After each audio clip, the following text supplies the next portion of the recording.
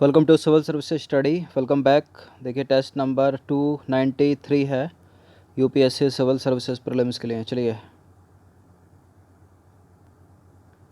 देखिए पूरी की पूरी प्लेलिस्ट की जो पूरी की पूरी टेस्ट सीरीज़ की प्लेलिस्ट बना रखी है उसका लाभ उठाते रहिए। क्वेश्चन नंबर 1, निम्नलिखित में से कौन से कारक उद्योगों की स्थापना को प्रभावित करते हैं बताइए। कच्चे माल की उपलब्धता, पूंजी, ऊर्जा के संसाधन, बाजार।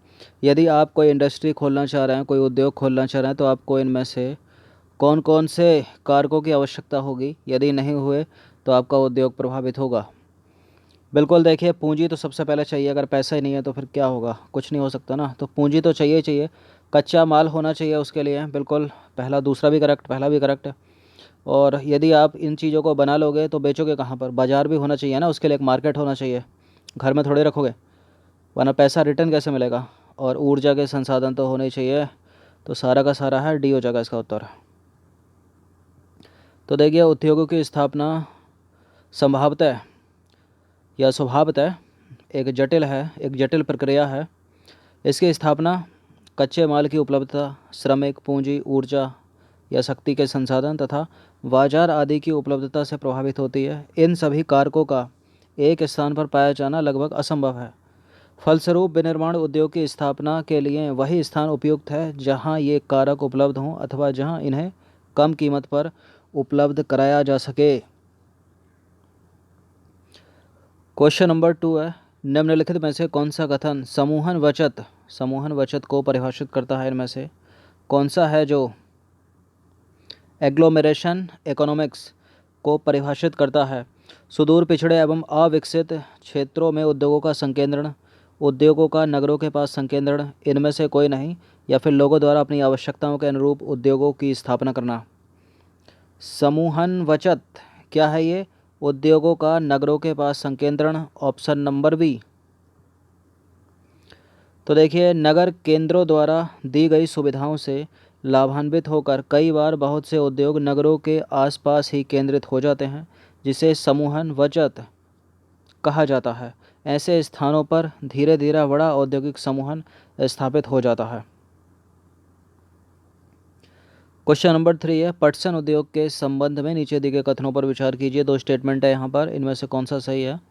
देखिए भारत जो है ना, भारत इंडिया पटसन व पटसन निर्मित सामान का सबसे बड़ा उत्पादक है। और दूसरा स्टेटमेंट है, भारत में पटसन उद्योग का अधिकांश भाग ब्रह्मपुत्र नदी के तट पर विकसित हुआ है। तो पहला तो करेक्ट है, भारत जो है पटसन और पटसन निर्मित सामान का सबसे बड़ा उत्पादक है। अगर निर्यातक की बात देखा जाए तो निर्यातक भी है, लेकिन सबसे बड़ा है बांग्लादेश के बाद इंडिया दूसरा है। उत्पादक सबसे बड़ा है। भारत में पटसन उद्योग का अधिकांश भाग ब्रह्मपुत्र नदी के तट पर विकसित नहीं हुआ, बल्कि हुगली नदी के तट पर विकसित हुआ। कहाँ पर विकसित हुआ, हुगली नदी के तट पर। तो फर्स्ट यहाँ पर करेक्ट है, सेकंड वाला इनकरेक्ट है, तो इसका आंसर हो जाएगा केवल 1। तो कथन 1 सही है, कथन 2 सही नहीं है।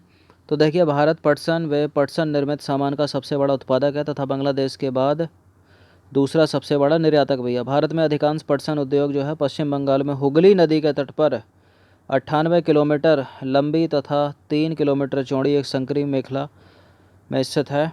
इसलिए दूसरा वाला जो गलत है, ब्रह्मपुत्र नदी नहीं है, हुगली नदी है। हुगली नदी तट पर इनके स्थित होने के निम्नलिखित कारण हैं। वो कारण क्या क्या हैं, पटसन उद्योग क्षेत्रों की निकटता और सस्ता जल परिवहन, सड़क, रेलवे, जल परिवहन का जाल, कोलकाता का एक बड़े नगरीय केंद्र के रूप में बैंकिंग, बीमा और जूट के सामान के निर्यात के लिए पत्तन की सुविधा प्रदान करना इत्यादि। तो हुगली नदी का तट है ये, ब्रह्मपुत्र नदी नहीं है।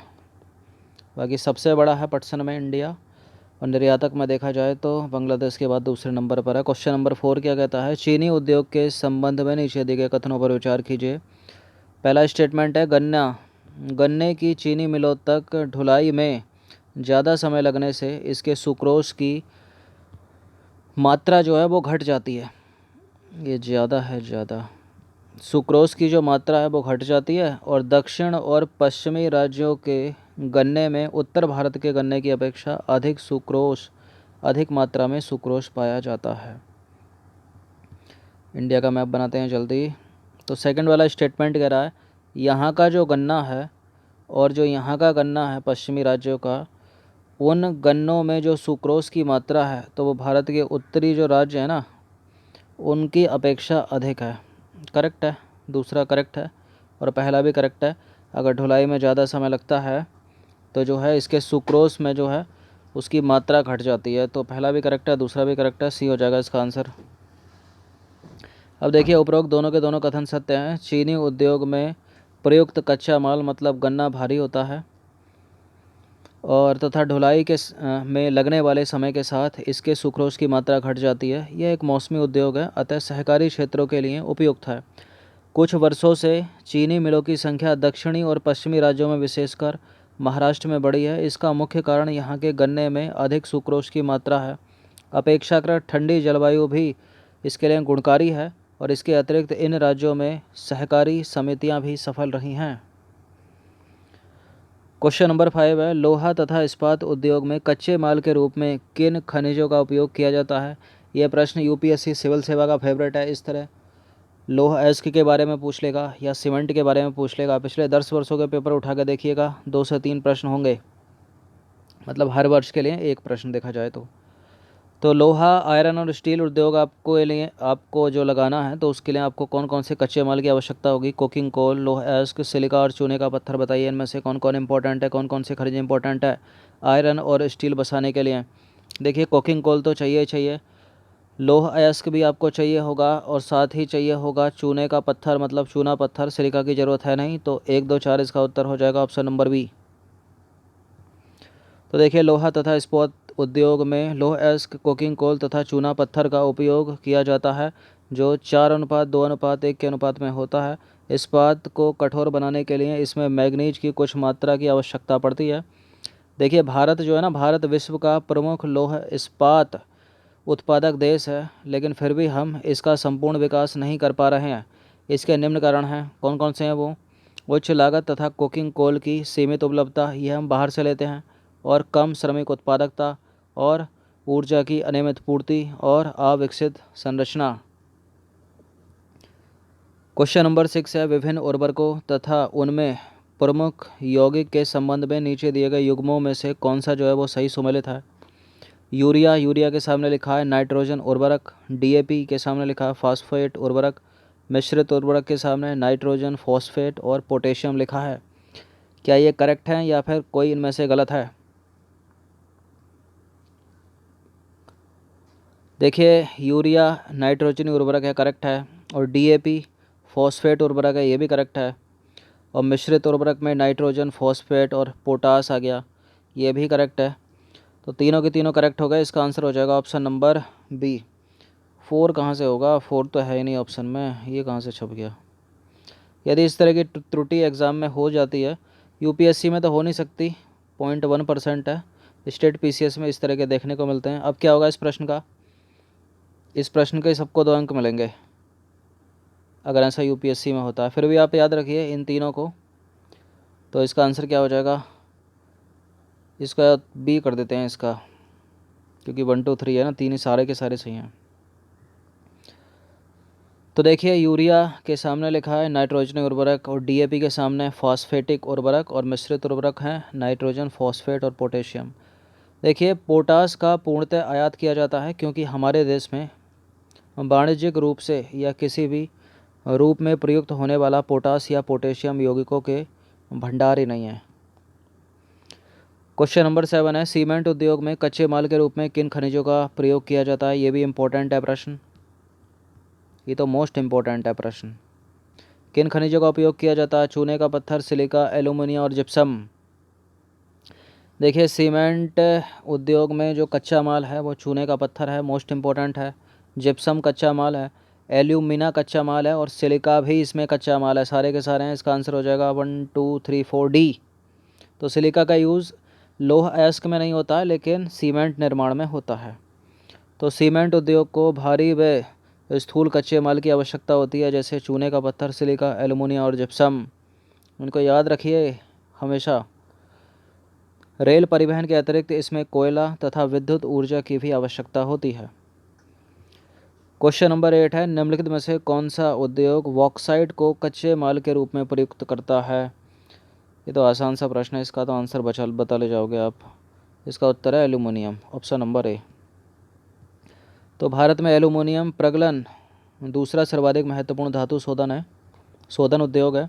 और प्रागलकों में बॉक्साइट का कच्चे पदार्थ के रूप में जो है प्रयोग किया जाता है, और वो हैं भारी गहरे लाल रंग की चट्टान जैसा होता है ये बॉक्साइट। अब देखिए, एल्यूमिनियम हल्का, जंग अवरोधी और ऊष्मा का सुचालक व लचीला होता है तथा इसे अन्य धातुओं के मिश्रण से अधिक कठोर बनाया जा सकता है। इस प्रश्न का उत्तर दीजिए। तो सीमेंट में जिप्सम क्यों मिलाया जाता है? एक आसान सा प्रश्न है और पहले बहुत बार एग्जाम में पूछा गया, याद रहना चाहिए आपको। सीमेंट में जिप्सम क्यों मिलाया जाता है? जल्दी जमने के लिए, उसकी टिकाऊ क्षमता बढ़ाने के लिए, रेता और बजरी में अच्छी तरह मिलाने के लिए, या फिर जिससे सीमेंट जल्दी ना सूखे। तो देखिए, सीमेंट में जिप्सम इसलिए मिलाया जाता है क्योंकि जिससे सीमेंट जो है ना एकदम से सेट नहीं हो जाए, मतलब एकदम से हवा के संपर्क में आके जो है वो कड़ा नहीं हो जाए, वो जम नहीं जाए। तो सीमेंट को जल्दी से जमने के लिए या फिर सूखने से बचाने के लिए इसमें जो है वो जिप्सम मिलाया जाता है। तो देखिए, क्योंकि जिप्सम एक यौगिक है, सीमेंट में जिप्सम की मिलावट इसलिए की जाती है ताकि पानी मिलाने के बाद उसे समय लगे, मतलब वो एकदम से ऐसा नहीं कि कड़ा हो गया, पता चला हम जो दीवार चिनना है राजमिस्त्री वो उसको चिन ही नहीं पाए, तो वह एकदम सूखने ना पाए और निर्माण कार्य भी सुगमता से व सुचारू रूप से चले, इसलिए मिलाया जाता है उसमें जिप्सम। ये नहीं है कि एकदम से सेट करने के लिए मिलाया जाता है। 10वां प्रश्न है, पोर्टलैंड सीमेंट मुख्य अवयव है, किसका है मुख्य अवयव? ये सोडियम सिलिकेट का, गारा का, कंक्रीट का, या कंक्रीट का, गारा का, दोनों का? तो देखिए, कंक्रीट का और गारा दोनों का है ये अवयव, मुख्य अवयव है, तो डी हो जाएगा इसका उत्तर। क्यों पूछा गया प्रश्न? क्योंकि जो पोर्टलैंड सीमेंट है वो वर्तमान समय की सामान्य उपयोग में आने वाली पूरे संसार में सर्वाधिक प्रचलित सीमेंट है। यह कंक्रीट, गारा आदि का मूल अवयव है, मतलब बेसिक इंग्रेडिएंट है, और सीमेंट की विभिन्न किस्में उपलब्ध हैं। साधारण निर्माण कार्य में आमतौर पर पोर्टलैंड सीमेंट ही प्रयोग किया जाता है, इसलिए आपको याद होना चाहिए। तो विनिर्माण से संबंधित ये 10 प्रश्न थे, इंपॉर्टेंट थे, अच्छे से इसका रिवीजन कर लीजिएगा 1 से 2 बार। धन्यवाद।